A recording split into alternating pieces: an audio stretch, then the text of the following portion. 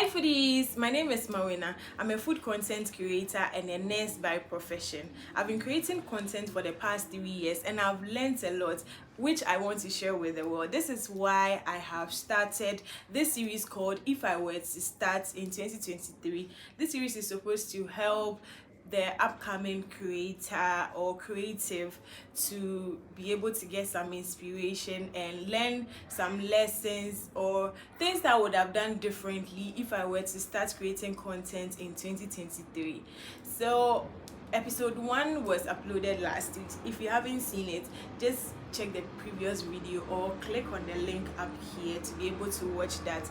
And today is episode 2 of If I Were to Start. On episode 2 of If I Were to Start in 2023, we are discussing things I would do if I were to start a food business in 2023. And this is solely marketing online. Even though it's for food businesses, it can be used for all businesses in general. So my point number 1 is you should create content around your business, and under creating content around your business, we are going to discuss 5 points. So first off, let's start with why you should create content around your business. We are in 2023 and we are in the technology age. Whether you like it or not, before, businesses would just set up and then probably announce in the neighborhood there's a new business here, and somebody will come and taste and go and refer, oh, this food was nice, tell a friend to tell another friend, and you start making customers. Or you can use radio or TV to advertise your product. But social media has made it easy because a lot of people now have smartphones or smart devices, and social media, whether you like it or not, most people are there 24/7. And most definitely your target market is also on there, and you want to push them to your offline business.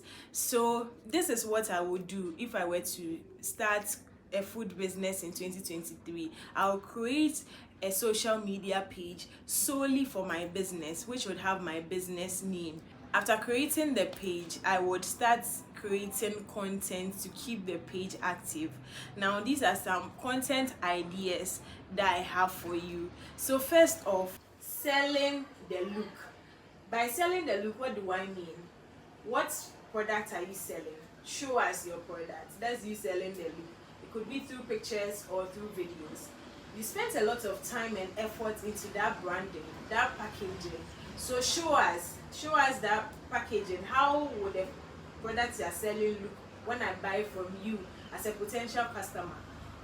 Is it a food business? Is it a cake business? Is it a restaurant? Is it a spice business? Whatever be it, when I buy your product, what am I expecting? Show me that product, and that's you selling the look or you introducing your product to me. This leads me to my second point, which is selling the taste. You'll be confused by now. I'm selling my product online. How do I sell the taste? Let me give you 2 different examples with successful brands that have used this particular point to sell their product. First will be Coca-Cola. Most of the Coca-Cola adverts that we see, when people drink Coke, they are excited and happy. The brand message Coca-Cola is giving you is that when you taste Coca-Cola, you are actually happy. And it has worked for them. Nike will tell you, just do it. They tell you that no matter your limitations or whatever you are going through, you still have to do it.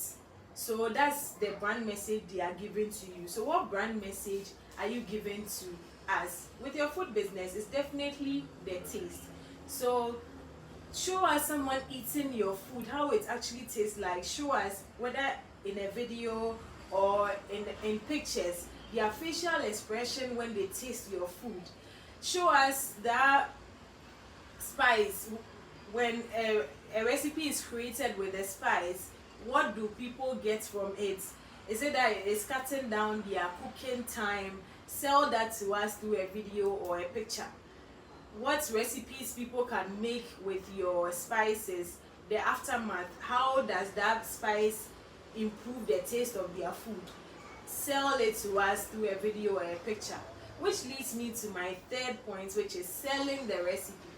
You might say, well, I'm into spices. If I sell the recipe to you, I'm out of business. Or I'm into food. If I sell the recipe to you, I'm out of business. No. Selling the recipe might be, for example, we are selling spices. Show us some of the recipes that your spice could make. Don't go and copy someone's video or someone's picture and come and post it on your page that, well, when you buy my spice, this is what you can do with it. No.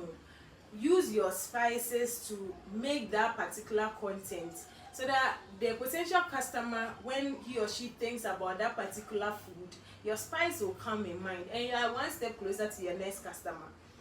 You are probably selling maybe food that is made from home, so show us some of the cooking process.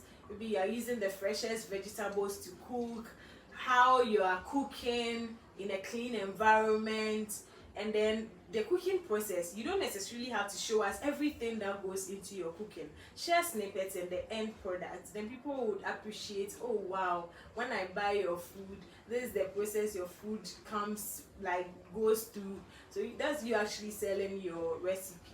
You see that most of the successful restaurants will show you they cooking, tossing the food around with fire coming out, passing over the frying pan and all that. What do you think they are doing? They are trying to sell their recipe to you.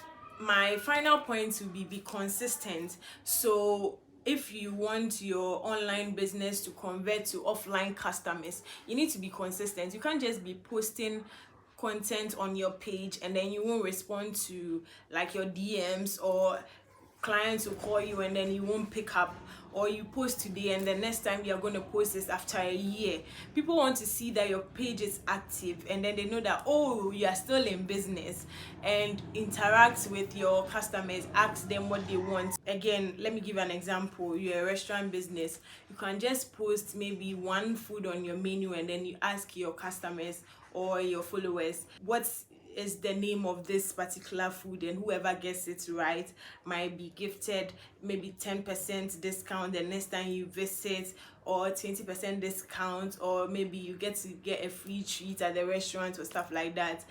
Creative ways that you would make your page more interactive, and then it would help you interact with your followers as well. When they feel like they are part of your brand, this could in turn lead to some form of brand loyalty, and the best gift you could ever get is brand loyalty. Now that we have discussed the things that we would do to get our page or our online pages active, let's discuss some of the things that we can do offline to maintain these customers that we get online.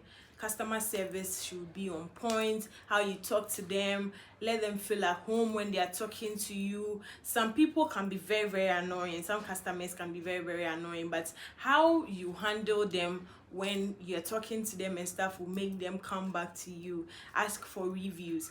Based on your reviews, you know that if you are doing the right thing or you are not doing the right thing, and then correct your mistakes. When customers are complaining about something, don't say, oh, that's how my business is, but listen to them and then you change your ways. Check on your customers from time to time. So let's say you are a delivery business, so you have numbers of your customers who order from you all the time, so you can once in a while call them, or you just call to check up on them and you just want to thank them for being a part of your business. This reminds them that you still exist, and then this also helps them to keep coming to you because they know you care about them. Okay, what I'll leave with you guys is, when someone drools over what you're selling and crave it, you are one step closer to your next customer. People don't buy what they need these days, they buy what they want. And a recap of what we've been talking about is, if you are in a food business, sell the looks of your product, sell the taste, and sell the recipe to your customer. I hope this video has been helpful to you, and it would encourage you to start creating content or ads for your food business online. which will help you meet your target audience online. Maybe I have shared all of this, but you can't do it and you are asking, how can I do this? Well, there are a lot of food content creators who are specialized in taking pictures and videos and creating video ads which can cover all of these for you to post on your pages. Some even manage your pages for you. So if you think you can't do it, you can employ one of them to do it. And if you think you don't know anyone, well, I'm here. You can call me or you can send me an email at Foodstoriesgh and let me know what business you are into and how I may be of help to you. I can come review your restaurant and share my thoughts on what's going on and what you can do to make your restaurant better, or your food business, whatever food related questions that you have. You can contact me via email foodstoriesgh@gmail.com and I would answer all your questions. Or you can also request for a rate card and I'll be more than willing to work with you.